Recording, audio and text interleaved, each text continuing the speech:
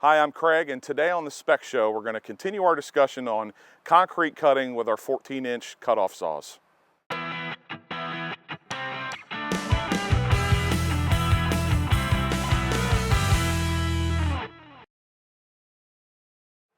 Today we're going to talk about a step cut and clean lift out operation where we're dealing with a thickness of concrete that we cannot cut all the way through with our 14-inch wheel. That'll cut about 5 inches of concrete.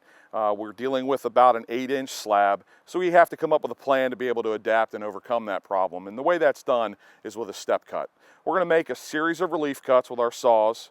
We're going to go ahead and make those 8 cuts. Then we're going to come in and remove that first layer with our breakers.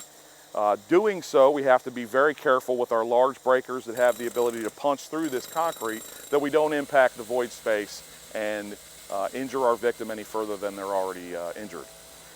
When we come in to use those breakers, we usually start on an outside corner after the relief cuts have been made. On this slab, we're looking at a completed step cut and clean lift out evolution. You can see that in the corner, outside of the 9 blocks inside of the area we want to work to remove, is where we started with our breakers. Sloping down until we get to the bottom of the 5-inch kerf that our saws made, and then we work our way around and remove those a block at a time. This makes us have a nice smooth area to work on for our final set of 4 cuts, allowing that 14-inch saw wheel to make it all the way through the concrete and get to the void space where we can rescue our victim. When we're preparing to make the final set of 4 cuts for the lift out, we need to rig the block that's going to get removed from the center to ensure that it does not fall down inside of the void space. We're going to do that in this instance by utilizing the inspection hole that's been made in the middle of the slab. This can also be done with wedge anchors, and bolting can be done to secure that space if the inspection hole does not line up. When we make the rigging up, we need to understand and do a little bit of quick math. We're not dealing with a whole lot of weight in the grand scheme of things of other rigging that we do, so don't over-engineer your rigging.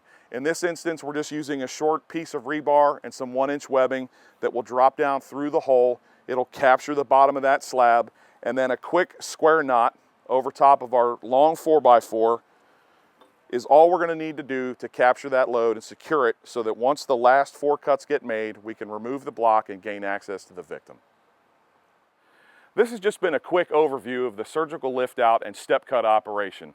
This overall operation can take anywhere, depending on the operators, from 40 minutes to an hour and a half.